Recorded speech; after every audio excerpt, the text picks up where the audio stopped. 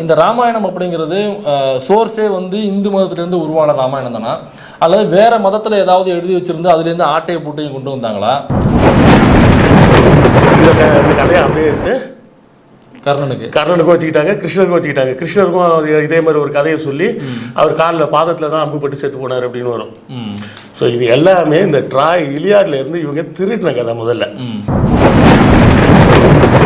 அவர் தங்கச்சி சீதையும் அவங்க கூட வந்துட்டாங்க. அதுல சீதை வந்து தங்கச்சி மொத்தமாகவே இவங்க பௌத்தர்களும் சமணர்களுமே காப்பி அடிச்சது எங்க இருந்து அப்படின்னா ட்ராய் கதையில இருந்து. காப்பி அடிச்சதான் திருநாவுக்கரசன் சொல்ல முடியுமா? இதுல வந்து இவர் வந்து கந்தபுராணமும் ராமாயணமும் வந்து ஒன்றை ஒன்று வந்து தழுவுனது அப்படின்னு தான் பெரியார் எழுதுறாரு. இவரு என்ன மணியம்மை என்ன சொல்றாங்கன்னா, கந்தபுராணத்தை பார்த்து காப்பி அடிக்கப்பட்ட கதை தான் ராமாயணங்க. வாழைக்குலையில் உள்ள அதே கதை தான் அப்படியே செவ்வாடையில். என்னங்க ஐயா சொல்றீங்க? அண்ணா காப்பி அடிச்சாரா? இந்த ராமாயணம் அப்படிங்கிறது சோர்ஸே வந்து இந்து மதத்திலேருந்து உருவான ராமாயணம் தானா, அல்லது வேற மதத்தில் ஏதாவது எழுதி வச்சிருந்து அதுலேருந்து ஆட்டையை போட்டையும் கொண்டு வந்தாங்களா, அல்லது இல்லை வால்மீகி எழுதினது தான் வந்து திரும்ப கம்பர் வந்து டிரான்ஸ்லேட் பண்ணார் அப்படின்னு சொல்கிறாங்க. அதுதான் உண்மையா? இதில் என்ன உண்மை இருக்குது தொடர்? இந்த ராமாயணம் வந்து பல வெர்ஷன் இருக்கு.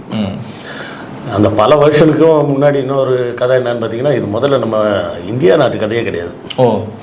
சரி, இறக்குமதி செய்யப்பட்டது கிரேக்க நாட்டில் உள்ள கதை. இது கிரேக்க நாட்டிலே அது வரலாறு கிடையாது, அவங்க ஊரில் எழுதி வச்ச ஒரு கதை, ஒரு நாவல் இது.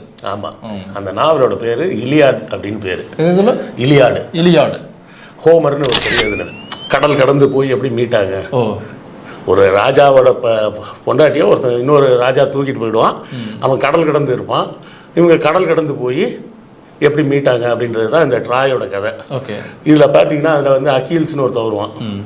அந்த அக்கீல்ஸோட கேரக்டர் வந்து அப்படியே சுட்டு இவங்க மகாபாரத்தில் வச்சுருப்பாங்க கர்ணனுக்கு. அவருக்கு பிறக்கும் போதே கவச குண்டலத்தோட பிறந்தான், எங்கேயும் அப்படி தான் இருக்குமா. இந்த கதையை அப்படியே எடுத்து கர்ணனுக்கும் வச்சுக்கிட்டாங்க, கிருஷ்ணருக்கும் வச்சுக்கிட்டாங்க. கிருஷ்ணருக்கும் இதே மாதிரி ஒரு கதையை சொல்லி அவர் காலில் பாதத்தில் தான் அம்பு பட்டு செத்து போனார் அப்படின்னு வரும். ஸோ இது எல்லாமே இந்த ட்ராய் இலியாட்ல இருந்து இவங்க திருட்டின கதை. முதல்ல இவங்க வந்து இது எங்களோட புராணம், புனிதம், புடலங்கா அப்படின்னு எல்லாம் சொல்கிறதெல்லாம் வேஸ்ட்டு. இது முதல்ல புராணமும் கிடையாது, இது இதிகாசமும் கிடையாது, இது ஒன்றும் கிடையாது, இது ஒரு கதை. பொன்னியின் செல்வன் மாதிரி ஒரு கதை புஸ்தகம். இந்த கதை புஸ்தகத்துக்கு இவ்வளோ சண்டை போடுறாங்க அப்படின்னு பார்த்தா அந்த கதையும் ஒரிஜினல் கதை கிடையாது. அதுவும் கிரேக்க நாட்டிலேருந்து திருடின கதை. ஏன்னா கிரேக்க நாட்டில் இது 600க்கு முன்னாடியே எழுதப்பட்ட கதை, கிமு 600 கிட்ட எழுதப்பட்ட கதை எழுதுறீங்க. இவங்க கேட்டால் இல்லை எங்கள் ராமாயணம் 5000 வருஷத்துக்கு முன்னாடி எழுதப்பட்டதுன்னு உடனே அடிச்சு விடுவாங்க.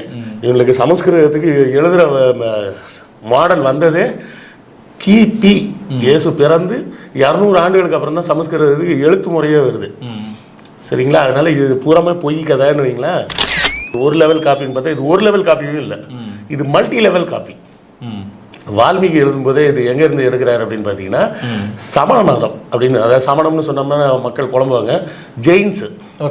இப்போ நம்ம பார்க்குறோம்ல அடகு கடை வச்சிருக்கிற ஜெயின்ஸ் எல்லாம் இருக்காங்கல்ல, அவங்களோட கதை இது அப்படின்னு இவங்க ட்ராயை பார்த்து சமணர்கள் காப்பி அடிச்சு எழுதின கதை. சமணர்கள் எழுதின கதைகளையும் வந்து இப்படி தான் நேராக நீங்கள் இப்போ படிக்கக்கூடிய ராமாயணம் என்ன கதை இருக்கோ அது அப்படியே இருக்கும். அது அப்படியே அப்போ தூக்கி விட்டா இங்கே வச்சுட்டாப்புல வரும். அதில் ஒரே ஒரு சின்ன மாடிஃபிகேஷன் பண்ணியிருப்பாங்க. பௌத்த மதத்துலேயும் ஒரு ராமாயணம் இருக்குது. அந்த ராமாயணத்தில் எப்படி வரும்னு பார்த்தீங்கன்னா, அப்பா சொல் தட்டாத ஒரு பையன், அவர் பேர் ராமர், ஒரு தங்கச்சி சீதையும் அவங்க கூட வந்துட்டாங்க. அதில் சீதை வந்து தங்கச்சி. இதை வச்சுக்கிட்டு இவங்க என்ன கதை விடுறதுன்னா, எங்ககிட்ட தான் ஒரிஜினல் ராமாயணம் இருந்தது, அதை பார்த்து தான் சமணர்களும் பௌத்தர்களும் காப்பி அடிச்சாங்கன்னு இவனுங்க கதை சொல்லிட்டு இருக்காது. மொத்தமாகவே இவங்க பௌத்தர்களும் சமணர்களுமே காப்பி அடிச்சது எங்க இருந்து அப்படின்னா ட்ராய் கதையிலிருந்து. ட்ராயிலேருந்து தான் சமணத்துக்கு வந்திருக்கு. ஆமாம், சமணத்துலேருந்து பௌத்தம், பௌத்தத்துலேருந்து இங்கே வால்மீகி எழுதிட்டாரு. வணக்கம். பெரிய வரலாற்று ஆசிரியர் கிருஷ்ணவேணு என்பவரும் யூடியூப் புருட்டஸ் என்பவரும் ராமாயணம் ஒரு டப்பிங் கிரேக்க காப்பியமான இலியாட்டிலிருந்து காப்பியடிக்கப்பட்டது என்று கலாய்த்ததற்கு பதில் சொல்லும் விதமாக இந்த வீடியோ இருந்தாலும், மனித சமூகத்தின் தோற்றம், வளர்ச்சி, இலக்கியம், மொழி இவற்றுகளின் தோற்றம் வளர்ச்சியின் அடிப்படையில் இவர்கள் எவ்வாறு உளறுகிறார்கள் என்பதனை எடுத்துக்காட்ட வேண்டியிருந்ததால் இந்த வீடியோ கொஞ்சம் நீண்டு விட்டது, பெரிய அளவில் அமைந்து விட்டது. இது ஒரு பொது அறிவியலுக்கான, சமூக அறிவியலுக்கான நிறைய சான்றுகளை எடுத்துக்காட்டி தந்திருப்பதால் ஒவ்வொருவரும் அதனை தெரிந்து கொள்ள வேண்டும் என்பது அவசியமானது. இந்த இருவரும் ராமாயணம் காப்பி, சீதை ராமனுக்கு தங்கச்சி என்று கலாய்ப்பதற்கு நமக்கு பல நூல்களையும் கற்றறிந்த அறிஞர் பழங்காசு சீனிவாசன் அவர்கள் பல நூல்களின் சான்றுகளுடன் நமக்கு விளக்குகிறார். வணக்கம் ஐயா. வணக்கம். நம்பிக்கை என்பது பகுத்தறிவுக்கு புறம்பானது.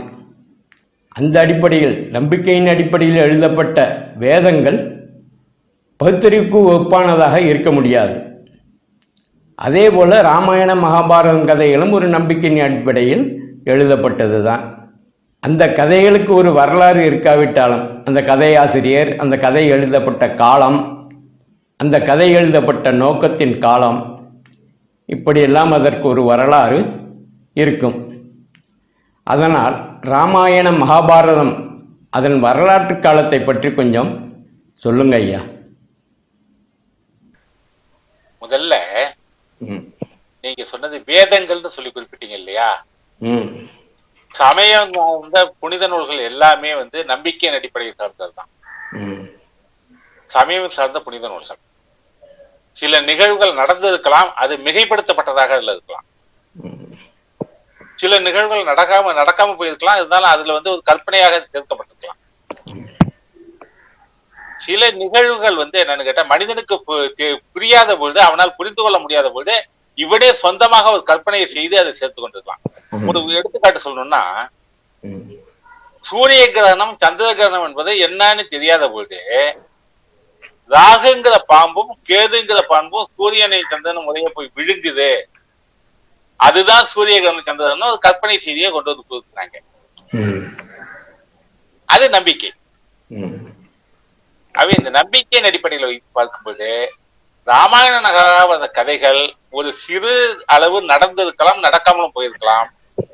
அது பின்னால மிகைப்படுத்தப்பட்டு மிக விரிவாக்கப்பட்டு அது என்ன பண்ணிருக்கலாம், மக்கள் சுவையோடு படிப்பதற்காக எழுதப்பட்டிருக்கலாம். இதான் முதல்ல. இப்ப நாம வரலாற்றை பார்க்கக்கூடிய பார்வை என்னன்னு கேட்டீங்கன்னா, இந்த இதிகாசங்களே அதே பார்வையில நம்ம பார்த்தாங்க. இந்த பார்வை பல்வேறு விதமாக உண்டு. ஒன்று மூட நம்பிக்கை எல்லாமே அப்படி குப்பையில போடுறது இல்லை. ஆமா, இலக்கியங்கள் என்பது புனைவுகள் இல்லாமல் இருக்காது. இலக்கியங்கள் வரலாற்றை நாம் சலித்தெடுக்க வேண்டும் அப்படிங்கிறது பொதுவாக மார்க்சிய சித்தாந்தத்துடைய அடிப்படை. பொதுவாக வரலாற்று எழுதுபவர்களும் இலக்கிய சான்றுகள்னு சேர்த்துதான் வரலாற்று எழுதுவாங்க. இலக்கிய சான்றுகளை ஒதுக்க மாட்டாங்க. அதே போல இந்த இது இருக்குல்ல, நாட்டார் பாடல்கள், அதையும் இலக்கிய சான்றுகளோடு சேர்த்தா, வரலாற்று சான்றுகளோடு சேர்த்துதான் அதையும் பார்ப்பாங்க. இப்ப நம்ம பார்க்கும்பொழுது ராமாயணம் மகாபாரதம் இவைகளை பார்ப்பதற்குனால முதல்ல இந்த சமூக உறவுகள் எப்படி வந்ததுன்னு பார்த்துட்டு அதுக்கு போனீங்கன்னா இன்னும் கொஞ்சம் தெளிவா இருக்கும்னு நான் நினைக்கிறேன். தொடக்க கால மனித சமூகம் என்பது வெறும் விலங்காண்டிகள், அதாவது காட்டுமிராண்டி சமூகமாக இருந்தது. கல்லை பயன்படுத்தி வேட்டையாடினார்கள், வேட்டையாடி மாமிசத்தை உண்டார்கள். அவர்களை விலங்குகள் வேட்டையாடின, அவைகள் இந்த பச்சை மாமிசத்தை விலங்குகள் உண்டன. இப்படி வாழ்ந்த சமூகம் சிறிது சிறிதாக வளர்ச்சி பெற ஆரம்பிச்சது. அப்போ மொழி கிடையாது, பின்னாடி மொழியானது தோன்றியது. மொழி தோன்றி சிறிதாக வளர்ச்சி பெற்று அது ஆடு மாடு வைக்கக்கூடிய சமூகமாக மாறுது. காரணம் என்னன்னு கேட்டீங்கன்னா, இவங்க வேட்டை மாமிசங்கள், வேட்டை விலங்குகள் கிடைக்காத போது இவங்க விலங்குகள் வளர்த்தால் நாம அதை பயன்படுத்திக்கலாமே என்ன கொஞ்சம் கொஞ்சமாக கால்நடை வளர்ப்புல தொடங்குறாங்க. அதன் அடிப்படையில் இந்த கால்நடை வளர்ப்பு என்பது கடைசியில் ஆயர் சமூகமாக இந்த சமூகத்தின் ஒரு பகுதி பரிணமிக்கும். அதற்கு விளைநிலங்களை தேடி அலைந்த பொழுதுதான் நிலையாக ஒரே இடத்துல தங்கி பயிர் தொழிலை செய்தால் இன்னும் வசதியா இருக்கும் நிலையில விவசாயம் என்பது தொடங்கப்படும்.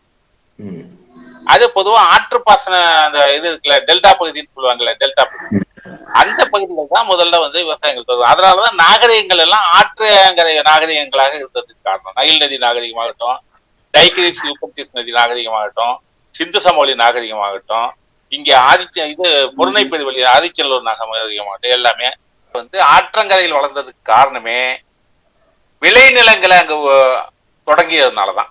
விளைநிலங்களை அங்க வந்து விளைநிலங்களை ஆக்கியதனாலதான் அங்க மக்கள் தங்கி வாழ ஆரம்பிச்சாங்க. தங்கி வாழும் பொழுதுதான் நாகரிகம் தொடங்கும்.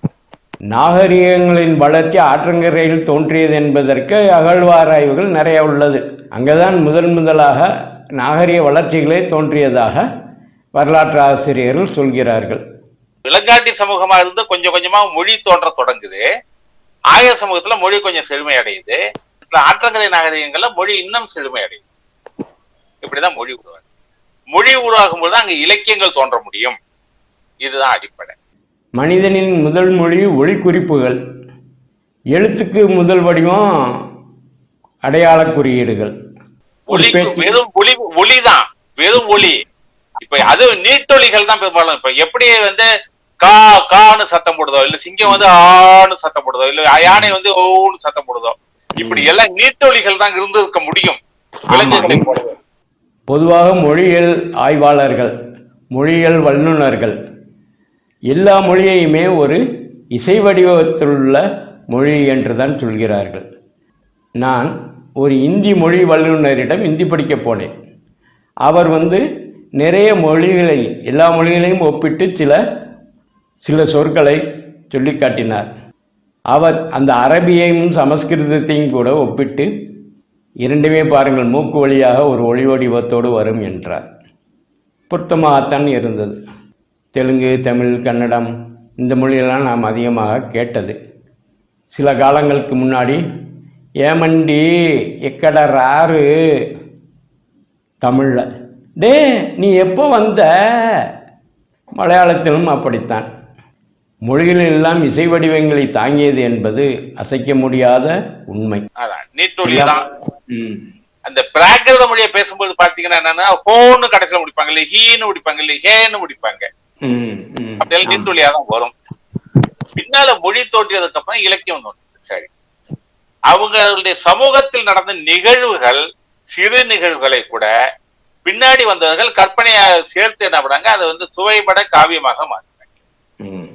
இலக்கியம் தோன்றியது. இந்த இலக்கியம் தொடக்கத்துல வாய்மொழி இலக்கியமா இருந்து பின்னாடி எழுத்துக்கள் கண்டுபிடிக்கப்பட்டதும் எழுதி வைக்கக்கூடிய இலக்கியமாக மாறி இதை எல்லாருமே ஏற்றுக்கொள்வாங்க. சரி, இப்பொழுது இந்த இடத்துல நம்ம ரெண்டு செய்திகளை பார்க்க வேண்டியது. ஒன்று என்னன்னு கேட்டீங்கன்னா, இந்த ராமாயண மகாபாரதம் இரண்டுமே நிகழ்ந்தவைகளா இல்லையாங்கிறதுக்கு இன்னும் சரியான முழுமையான ஆதாரங்கள் இன்னும் கிடைக்கவில்லை அப்படின்னு தான் சொல்லணும். கிடைச்சிருக்கிற ஆதாரங்கள்லாம் இதோடு சேர்த்து நம்ம பார்க்கக்கூடிய அளவுல தொடர்பு படுத்தக்கூடிய அளவுல இன்னும் சரியானபடி நமக்கு தொடர்பு சான்றுகள் கிடைக்கல. இருப்பினும் இந்த இலக்கியங்கள் சுவைப்பட்ட முறையில வியாசராலும் வான்மீகாலும் எழுதப்பட்டிருக்கின்றது. இதுல ராமாயண கதையில் சொல்லப்பட்டவைகள் மகாபாரத கதை ராமாயண கதைக்கு பிற்பாடு நிகழ்ந்ததாக சொல்லப்பட்டிருப்பது அதுல உள்ள சான்றுகளை வைத்து நம்ம முடிவு பண்ணலாம். இப்ப மகாபாரத கதையில் அனுமனை பீமன் சந்திப்பதாக ஒரு நிகழ்வு வரும். அனுமன் ராமாயண கதாபாத்திரம். மகாபாரதத்தில் பீமன் அவனை சந்திக்கிறான். அப்ப மகாபாரதம் என்பது ராமாயணத்துக்கு பிந்தியது. அதே போல அர்ஜுனனுடைய தேரில் உள்ள கொடியில் ஆஞ்சநேயருடைய படம் தான், சின்ன படம் தான் இருந்தது என்று சொல்லும்போது அப்ப மகாபாரதம் ராமாயணத்துக்கு பிந்தியது. இப்படி பல நிகழ்வுகளை சொல்லி ராமாயணத்துக்கு பிந்தியதுன்னு சொல்லி சொல்லுதாங்க. மகாபாரதம் ராமாயணத்துக்கு பிந்தியது என்று சொல்கிறார்கள். பிந்தியது அப்படின்ட்டு. ஆனால் வரலாற்று பொருள் முதலாளர் அடிப்படை அதாவது பொருள் வரலாற்று போக்கின் அடிப்படையில பார்க்கும் பொழுது மகாபாரதம் பிந்தியதாக இருப்பதற்கான சாத்தியக்கூறுகள் கம்மி. இதுல நீங்க ரெண்டு செய்திகளை பார்க்கணும். ஒன்று, ஒரு இலக்கியமானது செவி வழி கேட்கப்பட்டு பின்னாடி அது அச்சு புத்தகமாகவோ இல்ல எழுத்து பழையாகவோ மாற்றப்படணும். இவங்க கேட்டா இல்ல எங்க ராமாயணம் 5000 வருஷத்துக்கு முன்னாடி எழுதப்பட்டதுன்னு உடனே அடிச்சு விடுவாங்க. இவங்களுக்கு சமஸ்கிருதத்துக்கு எழுதுற மாடல் வந்ததே கிபி, இயேசு பிறந்து 200 ஆண்டுகளுக்கு அப்புறம் தான் சமஸ்கிருதத்துக்கு எழுத்து முறையே வருது. சரிங்களா? அதனால இது பூராமே பொய் கதைன்னு வைங்களேன். ஒரு இலக்கியமானது செவி வழி கேட்கப்பட்டு பின்னாடி அது அச்சு புத்தகமாகவோ இல்ல எழுத்து பழையாகவோ மாற்றப்படணும். பின்னாடி எழுத்துப்படியாக மாற்றப்பட்ட காலத்தை வைத்துக் கொண்டு நாம் செவி அப்படி மாற்றப்படும் போது அவர்கள் காலத்தில் இந்த எழுத்துப்படி எழுதும் பொழுது அவர்கள் காலத்து நிகழ்வுகளையும் அதில் சேர்த்து எழுதக்கூடிய வாய்ப்புகள் நிறைய உண்டு. இப்ப நம்ம சமகால இலக்கியங்களை பார்க்கலாம். இப்ப உதாரணத்துக்கு வந்து சாண்டில்யனுடைய இலக்கியங்கள் எல்லாமே வரலாற்று கதைகள் தான். கதை நிகழ்ந்த காலம் என்பது உங்களுக்கு என்ன ஆகுன்னு கேட்டா 10ஆம் நூற்றாண்டு, 9ஆம் நூற்றாண்டு, 8ஆம் நூற்றாண்டுன்னு கொண்டு போவாரு. ஆனா கதை நிகழ்வுகளை பாத்தீங்கன்னா எல்லாம் ஒன்று போலவே வரும். எப்படின்னா சாண்டில்யன் எழுதிய காலகட்டத்தில் தமிழன் உயர்ந்தவன், தமிழுக்கு நாகரிகம் உயர்ந்தது, தமிழ்நாட்டு சிறப்பு மிக்கது, தமிழ் மொழி உயர்ந்தது என்ற அறைகூவல் வந்து தமிழ்நாட்டை ஓங்கி ஒழித்துக் கொண்டிருந்த காலம். சாண்டில்யன் கதைகள்ல ஒரு தமிழன் வருவான் கதாநாயகன். அவன் யாராலும் தோற்கடிக்கப்படாத மிகப்பெரிய தந்திரசாலியாகவும் மிகப்பெரிய திறமையாளனாகவும் மிகப்பெரிய வீரனாகவும் இருப்பான். அவன் தமிழனா இருப்பான். சமகால சிந்தனையானது அதுல பிரதிபலிக்குது. கலைஞர் எழுதின ரோமாபுரி பாண்டியன்லயும் அதே போலதான். கலைஞர் காலத்துல என்னன்னா தமிழ்நாட்டுல வந்து வேற்றுமொழி பெயர் பலகைகள் வைக்க தமிழ்ல பெயர் பலகை வைக்கணும் ஒரு ஜீவோ ஒண்ணு போடப்பட்டது. ரோமாபுரி பாண்டியன்ல வரும், என்னுடைய நாட்டில் வேற்றுமொழி வணிகர்கள் வந்து வணிகம் செய்யும்போது அவருடைய கடைகளுக்கு பெயர் பலகைகள் தமிழ்ல தான் வைக்கணும் அப்படிங்கிறது ரோமாபுரி பாண்டியன்ல எழுதுவாரு. ஆனா ரோமாபுரி பாண்டியன் அந்த நாவல் கதை நிகழ்ந்த காலத்தில் வந்து அப்படி செய்யப்பட்டதா இல்லையாங்கிறது நமக்கு தெரியாது. ஆனா சமகால நிகழ்வு அந்த கதைக்குள்ள போய் நுழைஞ்சு. அதே போன்றதுதான் இந்த மகாபாரதத்துல கதைக்குள்ள பின்ன அங்க பேசப்பட்ட ராமாயண கால நிகழ்வுகளும் உள்ள நுழைஞ்சது. அப்ப ராமாயணம் பிந்தியது, மகாபாரதம் முந்தியது அப்படின்னு என்னுடைய கருத்து. இதற்கு இப்ப சில சான்றுகளை நம்ம பார்க்கலாம். மகாபாரத காலத்தில் கணவனோடு சேர்ந்தான் குழந்தை பெற்றுக் கொள்ளணும், கணவன் அல்லாத மற்றவரோடு சேர்ந்து குழந்தை பெற்றுக்கொண்டால் அது தவறு, அது விபச்சாரம் என்று கருதப்படவில்லை மகாபாரத காலத்தில். அதனால மகாபாரதத்தில் வரக்கூடிய கேரக்டர்கள் முதல்ல எடுத்துங்க. சந்தனுடைய மனைவி யாரு? கங்காதேவி. கங்காதேவி சிவனுடைய மனைவியாக சொல்லப்படுறவன், தலையில இருக்கிறவன். அப்ப சந்தனுக்கு மனைவியாக மாதிரி 7 குழந்தைகளை பிறகுதான் அது 8 குழந்தைகளா இல்ல 8வது குழந்தை தான் பீஷ்மர்னு சொல்லக்கூடிய பீஷ்மாச்சாரி சத்தியவிரதன் மங்க அவரு வாழ்றார். சரி, அடுத்து பாத்தீங்கன்னா மருமகள்கள் அம்பையார் குழந்தை இல்லாம கணவன் இறந்து போனதுனால அவளுக்கு குழந்தை கொடுப்பதற்காக வந்து இந்த இப்ப மச்சகந்தியுடைய திருமணத்துக்கு முன்னால் பிறந்த மகனாகிய வேதவியாசன் வரவழைக்கப்பட்டு வேதவியாசன் மூலமாக அவனுக்கு பாண்டு திருதராஷ்டிரங்கிற 2 மகன்கள் பிறக்க வைக்கப்படுறாங்க. இது ரிக்வேதத்திலேயே நியோகம் என்ற ஒரு சொல்லாடல் இருக்கு. என்னன்னு கேட்டீங்கன்னா சமூகத்தில் யாரும் குழந்தை இல்லாம இறந்து போயிடுறாங்க. ஏன்னா சமூகம் விரிவடைங்கிற ஒரு எண்ணத்தினால உருவாக்கப்பட்ட சிந்தனை இது, விதி இது. அதாவது மகனுக்கு பேரு புத்திரன்னு பேரு சான்ஸ்கிரிட்ல. புத்திரன் புத்திரன் நரகம், புத்திரன்னா நரகத்திலிருந்து காப்பாற்றுவான். அவன் பிறந்து வந்து அப்பா இறந்து போன அப்பாவுக்கு திதி தவசம் கொடுத்து தான தர்மங்கள் பண்ணா அவனுடைய ஆவி வந்து நேரம் சொர்க்கத்துக்கு போயிட்டு நரகத்திலிருந்து காப்பாற்றப்படுவான். அதனால மகனுக்கு பேரு புத்திரன்னு பேரு. தந்தை இறந்து போனா கூட அவனுக்கு பிறகு வந்து அந்த மனைவி மகன் இல்லாமல் இருந்தால் கூட அவன் வந்து தந்தையோட உறவினர்கள் 7 தலைமுறைக்கு உட்பட்ட உறவினர்களோட வீட்டில் உள்ள பெரியவங்க அனுமதியோட சேர்ந்து குழந்தை பெற்றுக்கலாம். ஆண் குழந்தை பிறப்பதில் 10 குழந்தைகளுக்குள்ள வந்து ஆண் குழந்தை பெற்றுக்கலாம். ஆண் குழந்தை பிறந்துட்டு அதுக்கப்புறம் தொடர்பு விட்டுருந்தோம். அப்பொழுது அந்த உறவு ஏற்படும் போது உடம்பில் பசுனையை தடவி கொள்ள வேண்டும்னு ஒரு விதியும் இருக்கு. பசுனை வந்து தோஷத்தை கழிக்க கூடாதுன்னு. நான் நினைக்கிறேன் தோஷத்தை கழிப்பதில்ல, உடலுறவின் போது உடம்பில் நெய்யை தடவிட்டானா உடலானது ஒன்றோடு ஒன்று குறாயாது. அந்த உடல் டச் ஆகக்கூடாது. மனுஸ்மிருதியில இருக்கு, மனுஸ்மிருதியில இல்ல, ரிக்வேதத்திலே நியோகத்தை பத்தி சொல்லப்படுது. அந்த சமூகத்தை வளர்ச்சி அடைய வைக்கணும், சமூகம் விரிவடையணுங்கிறதுக்காக இந்த விதி கொண்டு. அதே போன்று ஒரு கோத்திரத்தை சேர்ந்தவர்கள் அதே கோத்திரத்தில் சேர்ந்து திருமணம் செய்து கொள்ளக்கூடாது, திருமணம் உறவு கூடாது. அப்படி செய்து கொள்வது சகோத்திரம்னு சொல்லி அது வந்து தடை செய்யப்படுது. ஒரு கோத்திரத்தை சேர்ந்தவர்கள் ஒரு வம்சாவளியினர் இன்னும் வேற ஒரு கோத்திரத்தை சேர்ந்தவர்கள்ட்ட தான் வந்து பெண் கொடுக்கல் வாங்கல வச்சுக்கணும். விகோத்திர முறையில் தான் திருமணம் செய்யணும் சொல்லப்படுது. இதுவும் சமூகத்தை விரிவடைய வைப்பதற்கு செய்யப்பட்ட ஏற்பாடு. இதெல்லாம் வந்து சமூகத்தினுடைய நாகரிகத்தினுடைய தொடக்க காலத்தில் ஏற்படுத்தப்பட்ட ஏற்பாடு. இந்த ஏற்பாடுகள் எல்லாமே பாத்தீங்கன்னா உங்களுக்கு வந்து மகாபாரதத்தில் வரும். இந்த நிகழ்வுகள் எதுவுமே வந்து ராமாயணத்துல இருக்காது. அதே போல ஒரு பெண்ணுக்கு பல கணவன், ஒரு கணவனுக்கு பல மனைவிகள், இது 2மே மகாபாரதத்துல உண்டு. ராமாயணத்துல பாத்தீங்கன்னா ஒரு பெண்ணுக்கு பல கணவன் என்பது ராமாயணத்துல கிடையாது. ஒரு கணவனுக்கு பல மனைவிகள் உண்டு ராமாயணத்துல.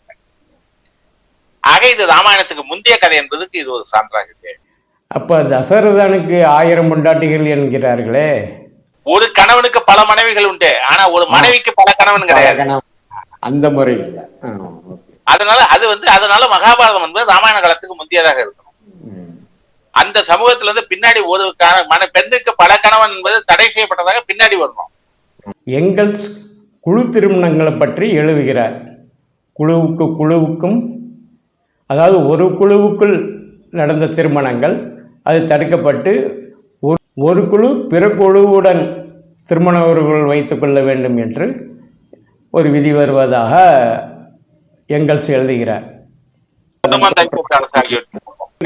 இந்தியாவில் நடந்ததாங்கிறது எனக்கு சரியா தெரியல. இந்த புராணங்கள்ல இருந்து நம்ம எடுக்க முடியல. குழு திருமணங்களும் மேலை நாடுகள்ல சகஜமா அந்த பூர்வ குடிகள்கிட்ட நடந்திருக்கு. இந்தியாவில் குழு திருமணங்கள் நடந்ததாக சொல்ல முடியல.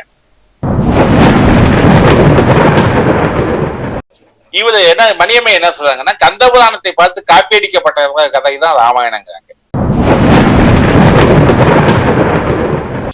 வாழைக்குலையில் உள்ள அதே கதை தான் அப்படியே செவ்வாழையில். என்னங்க ஐயா சொல்றீங்க? அண்ணா காப்பி அடிச்சாரா?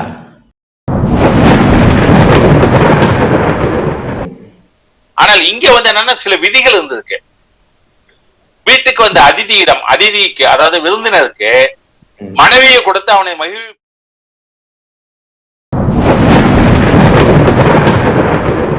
எங்கெல்ஸும் அதை சொல்றாரு. வீட்டுக்கு வரும் விருந்தினருக்கு உணவு கொடுத்து உபசரிப்பது போல இந்தியாவில் நடந்திருக்கு. அது பாத்தீங்கன்னா பெரிய புராணத்துல கூட ஒரு நிகழ்வு ஒண்ணு வருது. அதை பத்தி இதனுடைய தொடர்ச்சி தான் இஸ்லாமியருடைய மகர் என்ற வழக்கம். அவர்களுக்கு முன்னையே குறைகளிடம் இருந்துள்ளது, யூதர்களிடமும் இருந்துள்ளது. அது அப்படியே வந்து மனுஸ்மிருதியில் வருது.